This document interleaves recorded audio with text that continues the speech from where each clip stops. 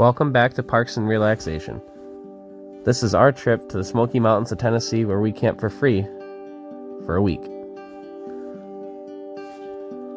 You yourself can look up free camping sites across the United States using this website, freecampsites.net. It's little known, but almost all national forests in the United States allow free camping as long as there's no signage saying that you cannot do so. We spent about a week trying to figure out exactly where we want to stay, and we ended up in the southern tip of the Cherokee National Forest. It is a 2-day process to get down there. There's a few photos of us starting to take off. This is our first actual trip with the Class C motorhome. I'd only had about 2 hours of drive time before I went to leave. We also towed a 2007 Dodge Caravan the whole way down. It's not a true trip to Tennessee unless you buy fireworks. So of course we had to stop when we saw the supermarket. It was the size of a Walmart. This is right outside of Bristol, Tennessee. The first night we ended up staying in Roanoke, Virginia. We found a Walmart kind of off the beaten path, went into the back. There's nobody else there, so we just set up camp. The whole trip down, we're trying to figure out exactly how to manage a camper with us, a group of friends, and 2 dogs. We have a husky that's about 80 pounds and a black lab that's about 40 pounds. Both are pretty high energy, but once they're in and out going for about an hour, they calm right down. When we left New York, the weather was perfect. Unfortunately, about 6 hours into the trip, we had hit bad weather. There was lots of wind, rain, thunder, lightning. We almost got hit by a bolt of lightning. It was crazy. Besides driving at night in the rain, it was actually a pretty beautiful drive. The majority of it took us down 81, so it was nice, easy highway driving. The camper did pretty good. I only had to work my way up hills once in a while when people cut me off. This footage is in the middle of one of the monsoons and the roads are starting to flood. I don't recommend driving in that, but we kind of had to get there. We did find that one of our storage compartments wasn't closed all the way and filled it with water, so that was fun. Getting to deal with that. This is the road that leads you into the National Forest in Tennessee. As you can tell, it's pretty tight and twisty. Luckily, I have quite a bit of experience driving big vehicles, so I wasn't too nervous about it. But there's actually tons of little pull-offs for picnicking. There's actually a kayak launch, and this follows a really twisty river. After about 15 minutes of driving down that twisty paved road, it brings you to Lost Creek Trail. This is a probably 25-minute trek back into the woods that is full of switchbacks, spots where the road is washed out, trees down in the road, brush that's kind of overgrown, and if you have a Class C motorhome, it will touch the top as you're going through. We're not too concerned about that because we knew that when we bought it we were going to be adventuring pretty hardcore. As you come up across one of these switchbacks, you can actually see where the road is washed out, and I kind of had to just drive through it anyway. We took the caravan off to kind of lead ahead of time so that if you came up on somebody, they could flag them down and tell them to move over because this is only a 1-lane road. We actually got all the way down to the bottom of this trail and found out that the camping had already been completely filled up with tent campers. So we kind of had to backtrack and go about 2-3 miles back into this trail and find a pull-off that I don't know if it used to be used for like park rangers or what it was for. But nobody had been down it in years, so we just pulled off the side, got at least 40 feet off from the road, and then set up camp. What's kind of nice is that I was able to run my generator without annoying anybody. So if we decided we got hot, wanted to cook, wanted to use the microwave, we just kind of set up, did our own thing, and used it as a base camp to go in and out of the areas that we wanted to explore the next couple days. Anytime that you camp in a state forest, what you need to do is go onto their website and check to see what the rules and regulations are. This specific forest, we could have camped here for 14 days. Basically, the rule is that you have to at least move a mile from where you were camping previously and then start another 14 days.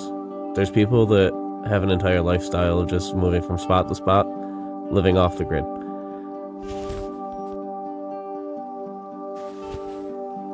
Out behind the camper was actually a cool trail that brought us to lots of firewood, views of over the mountains. We ended up going back to camp, setting up some hot dogs, and just kind of having an easy night after a long trip. The next morning we got up to trek towards Benton Falls. This is about a half hour from the campsite. Again, you got to take into consideration about 20 minutes of that was just getting back off that road. There's a really cool Texaco gas station right on the river that brings you to Benton Falls. We stopped in to check it out, and what's really cool is that you can actually raft right down the river and rent tubes and canoes and everything right from this little Texaco gas station. The prices are really cheap. It started at about $8 and then $5, and they'll come pick you up at the bottom and bring you back to do it again. Unfortunately, we were there a week too early before they opened for the season. This is a couple shots we got in one of the lookouts that was along the way to the waterfalls. We spent a good probably half hour here exploring the area, going up and down the side of the little mountain, doing some group shots, and looking at the cool graffiti. Also know that when we did these little adventures, we took the caravan, not the camper. This route that it brought us was up a Verizon cell phone tower, like maintenance trail. There's no way you'd be able to get a motorhome up that, so if you plan on doing this specific adventure, you should definitely bring a tow vehicle or rent a car.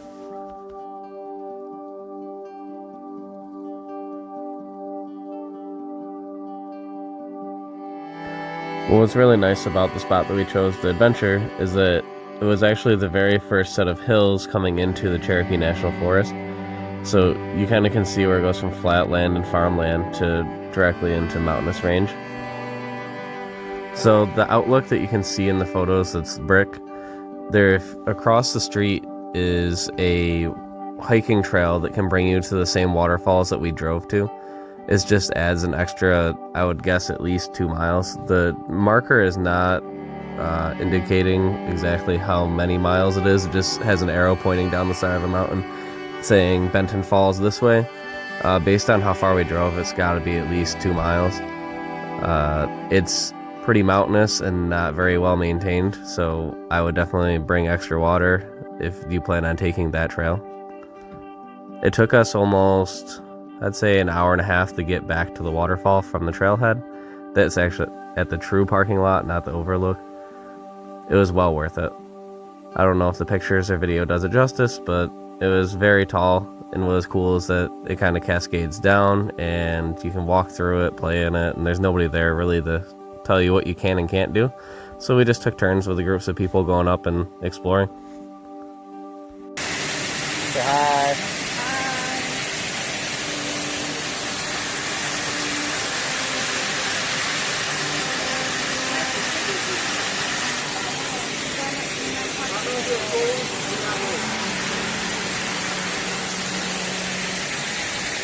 Couple other people.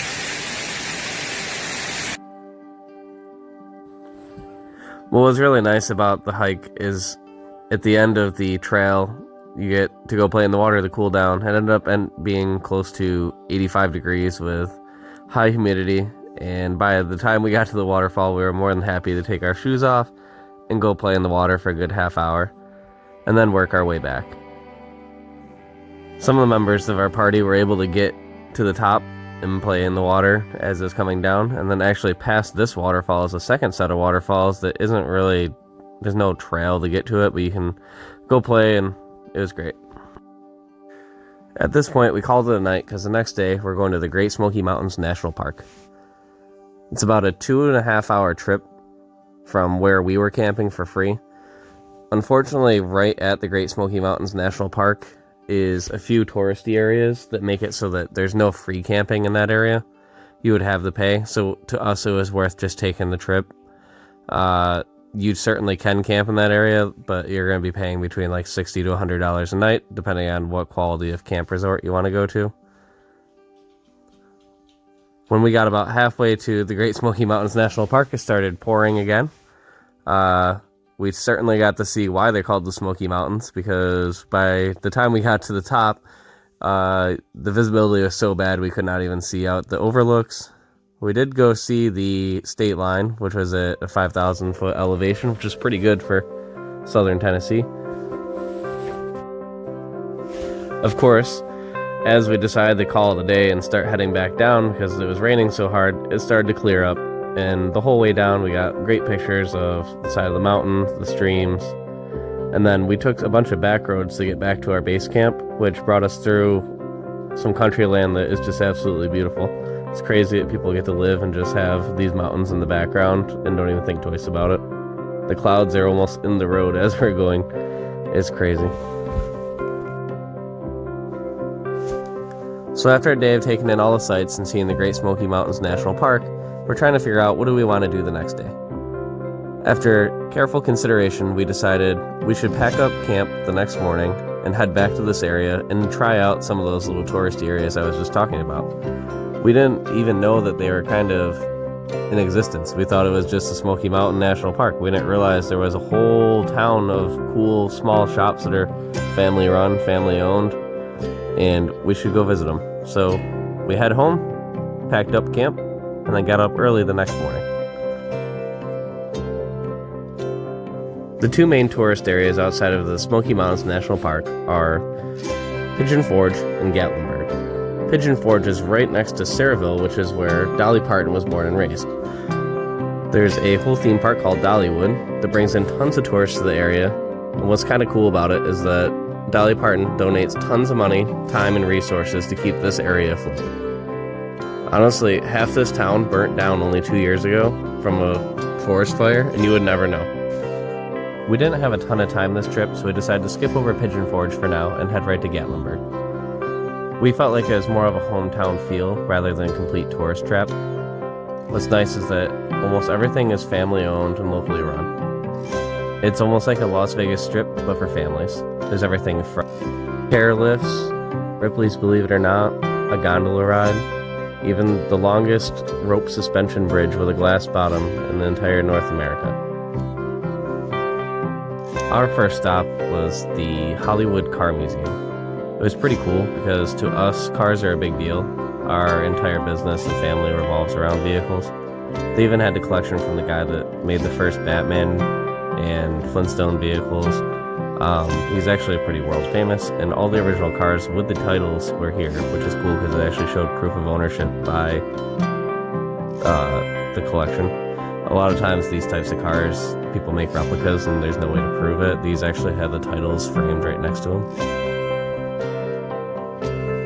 The tour of the museum was self-guided, and it only took us about maybe 40 minutes or so to do it from top to bottom.